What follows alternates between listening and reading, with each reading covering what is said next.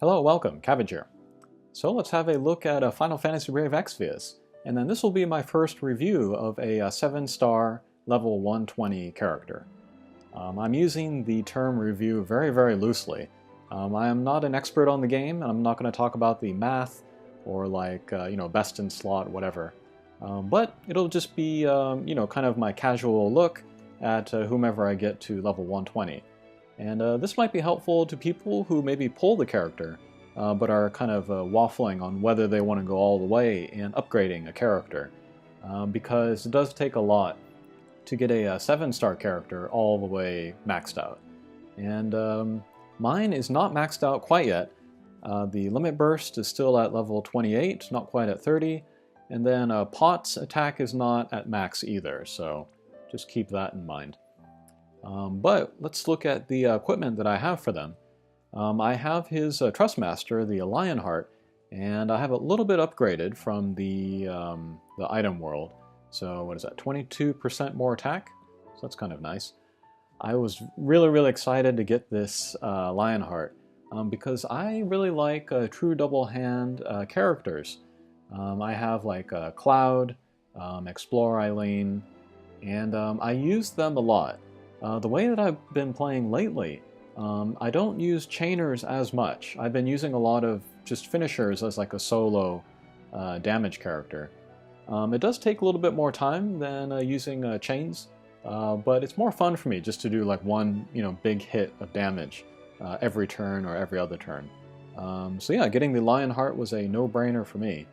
And then because it is a large sword, there are lots of abilities that work with that, which I already have. So this is kind of my best setup for any of those characters that I just mentioned. For equipment, I got Precious Hairpin, Iron Colossus, Desh's Earring, and Martial Glove.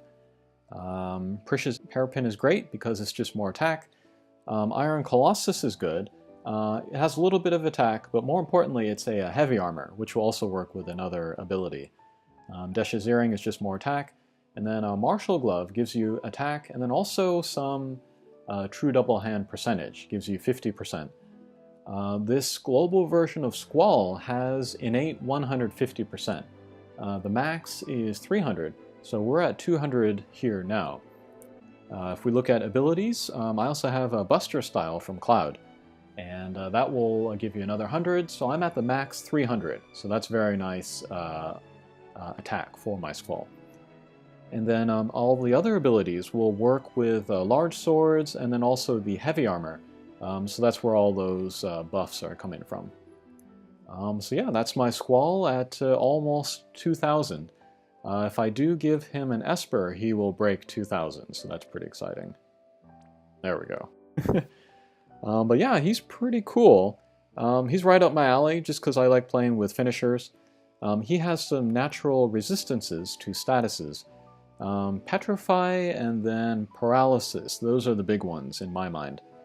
Confusion and Sleep can also get in the way, but yeah, depending on the trial, I can equip him with different stuff to make sure that he gets around that. As for abilities, it's all pretty much attack abilities. Blasting Zone is nice because it hits everybody. Otherwise, you would want to use the Keen Edge.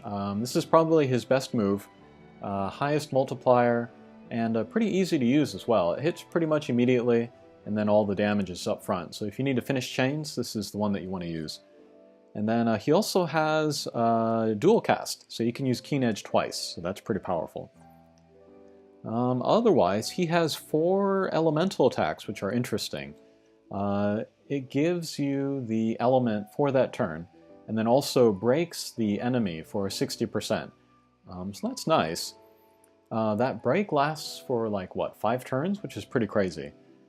Currently, there are not a lot of two-handed weapons with elements that you could use for Squall. But that would be a good thing to keep in mind, just keep an eye on in the future if something new appears. Later we will get the parameter missions, and then the top parameter mission that you can complete will get you a two-handed light element sword. So I really want that, and I want to use that with Squall. He'll be able to break, of course, light, and then all attacks after that will get an extra modifier to them because he'll have the light element innate in him. Later on, there will be a 5-star monster where the Super Trustmaster is a light element two-handed greatsword. So that will be really good. That will also be really good for Hyul. So if you are going all in for Hyul and trying to get all his stuff, including that lightning element greatsword, remember that Squall can also take advantage of that. Flame and then wind. I don't think there are any two-handed greatswords of either of those elements yet, so we'll have to wait for that. But now there are... Let's see, let's check fire, lightning, light, and wind.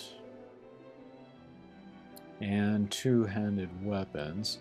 Here, from the Lara Croft collaboration, there was Flamethrower. So you could take advantage of the Fire Imperil now, but attack is pretty low compared to Lionheart in particular. Yeah, that looks like the only two-handed elemental weapon that Squall can use now. But yeah, he can use great swords, regular swords, and guns. Another interesting weapon for him is Machine Gun Plus. And this has been one of my favorite weapons lately. But since I got Lionheart, it has the greater damage overall, and then also more abilities that it can work with. That I'm probably going to use Lionheart instead of Machine Gun Plus for most characters. And both Cloud and Explorer Eileen can take advantage of those two, of the Great Sword weapon. So they'll probably use that instead from now on. But yeah, I think that'll do it for talking about Squall. Now let's take him to the Vortex and then try him out against that training dummy. Okay, so first let's try out some of his other skills.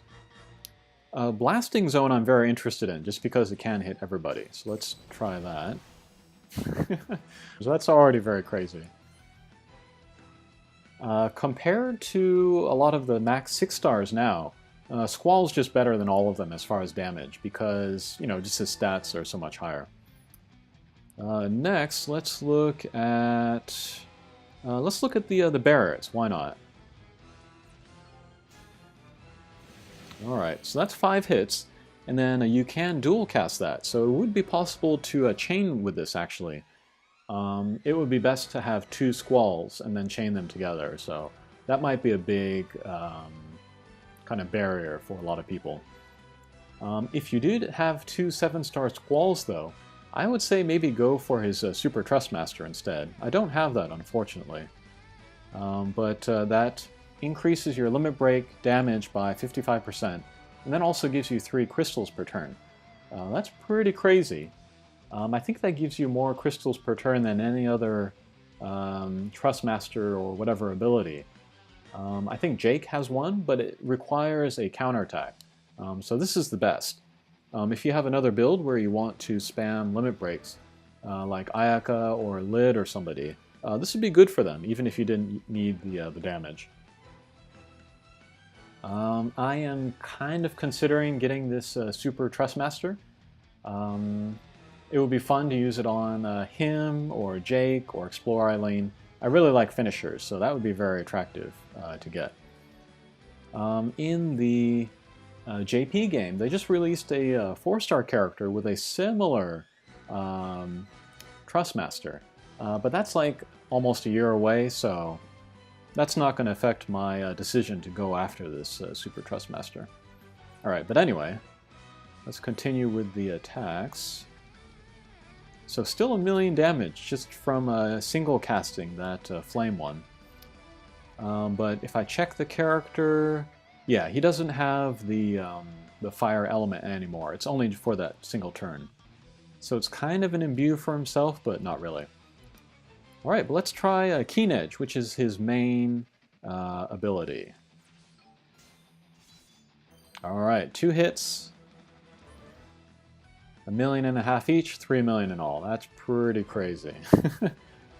So just for fun, let's dual cast that.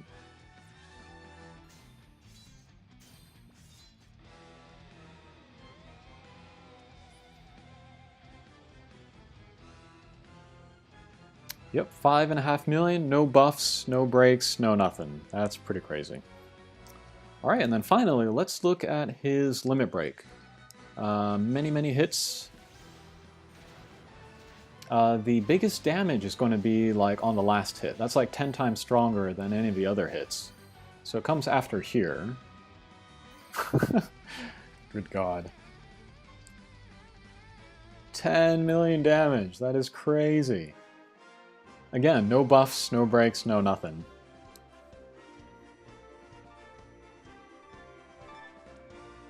Alright, let's try that again. But this time let's use Nicole's buff on him, see what kind of damage we can get. We'll try Soulful Stance. Okay, and then Lionheart.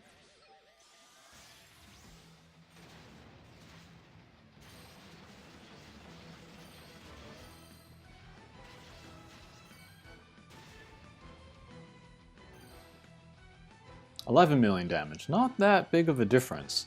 Maybe I got a bad roll in the multiplier. Because the large sword is a two-handed weapon, it has kind of variance between 100% and 160%.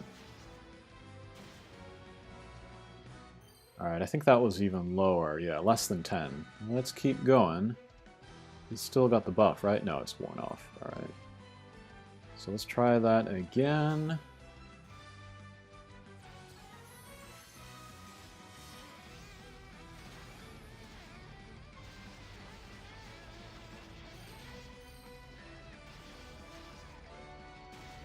Phew, 7 million. 14. Whew, that's pretty good. Let's keep trying. Let's see if we can do better. No, that's not going to be it.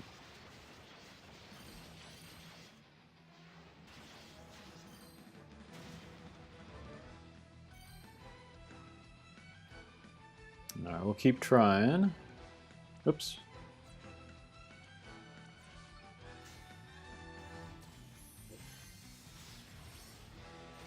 No, that's not it either.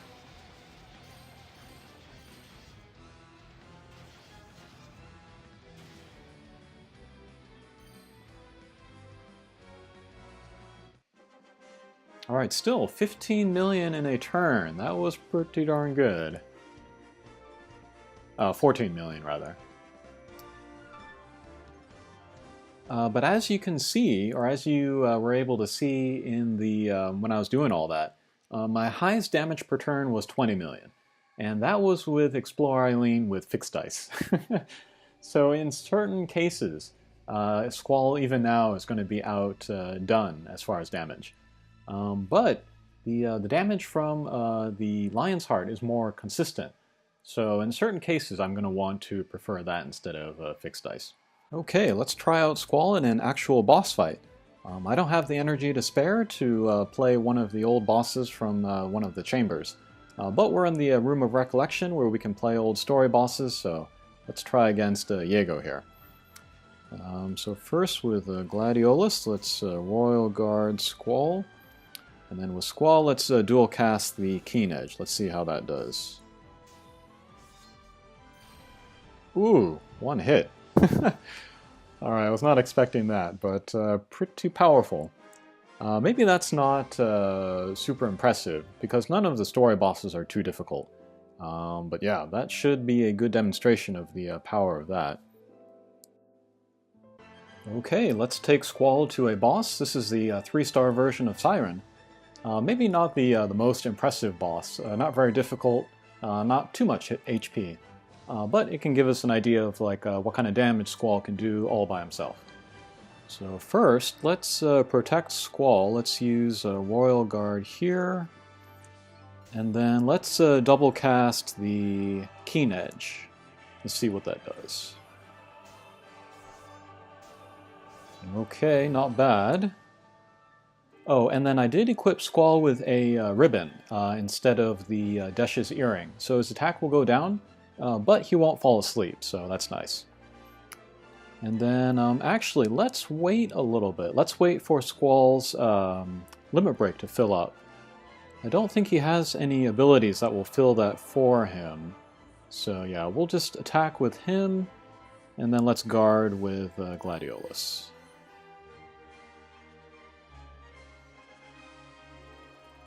Okay, we passed a couple of thresholds there, which is why the lunatic voice is coming out. Still waiting for the limit break. Let's see, let's Royal Guard again, and then we'll attack, get some crystals hopefully. Good, good, good.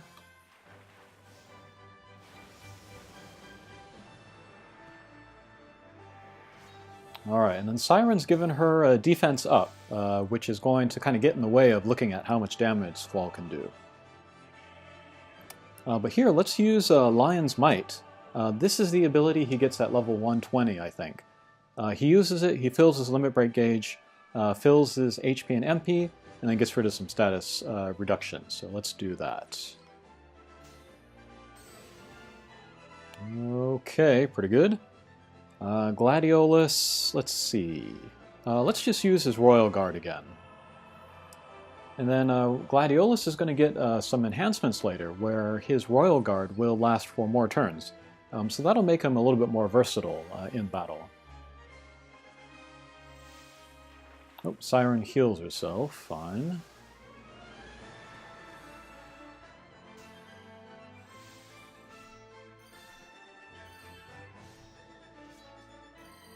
Okay, so Squall's limit break is filled, but first, with Gladiolus, let's dispel the boss's defense up. Alright, perfect. And let's use Lionheart.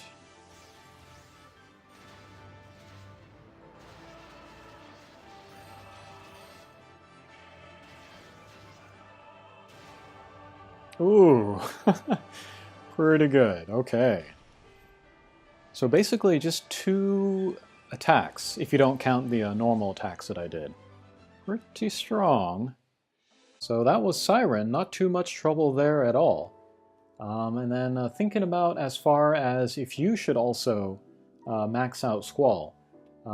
If you have memories of the character and you want to try him out, then sure, go for it. But for people that have Cloud ready for 7-star, I would say maybe wait for him. Cloud's going to do pretty much the same thing. He has, dual cast abilities. He can hit everybody, he can hit one guy, and then he'll be doing more damage than Squall, probably. And then later there are parameter challenges where you need to raise a character's stat up to a certain amount. For attack, it's going to be 2600 about. Squall cannot do that, but Cloud will be able to do that. So thinking about that in particular, Cloud is going to be the better choice.